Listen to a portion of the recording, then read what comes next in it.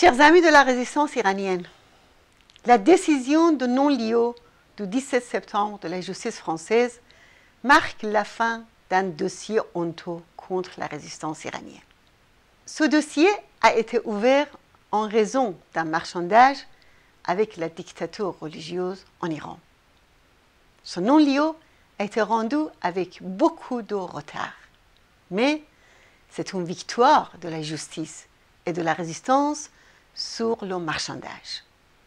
Cette affaire était à la base de la rafle du 17 juin 2003 où 1300 policiers ont attaqué les bureaux du CNRI. Le terrorisme a servi de prétexte, mais le but était de démanteler la résistance. Cette attaque avait été programmée pendant le voyage en Iran en 2003 du ministre français des Affaires étrangères. La rafle a été motivée par un contrat juteux entre l'Iran et la France en mai 2003. Des organes du régime iranien ont collaboré étroitement avec les services français. Cet agent, bien connu du ministère du renseignement des Mollahs, ont dû servir de témoin. Avec des sons énormes et leur lobby, les Mollahs ont inondé les médias, les ministères des Affaires étrangères et les services de renseignement américains et européens de désinformation contre la résistance.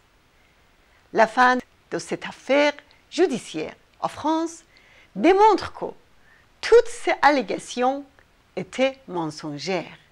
Cette affaire a porté de grands préjudices à la résistance du peuple iranien, y compris en justifiant l'exécution et la répression des sympathisants de l'ONPI en Iran et des membres de l'ONPI Ashraf et Liberty en Irak.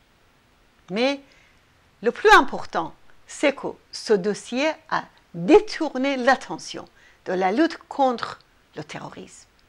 Les Mollahs sèment depuis 30 ans le terrorisme avec des groupes comme le Hezbollah au Liban, ou Daesh en Syrie et en Irak, et les Houthis au Yémen.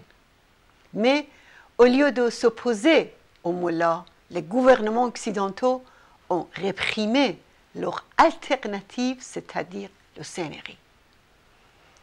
Ils ont enchaîné l'ONPI, qui représente un islam démocratique et tolérant.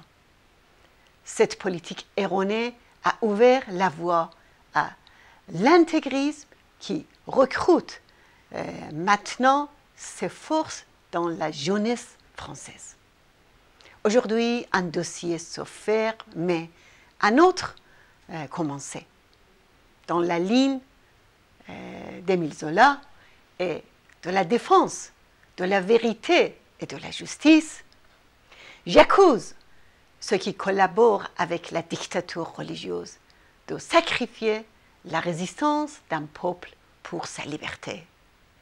J'accuse ceux qui sont complaisants avec les Mollahs de les encourager à exécuter, à torturer et à réprimer. J'accuse ceux qui méprisent les valeurs et les traditions démocratiques de la France pour des intérêts économiques de laisser ce régime tenter de manipuler la justice française. C'est non seulement la voix de la résistance, mais aussi la voix de la conscience du peuple français.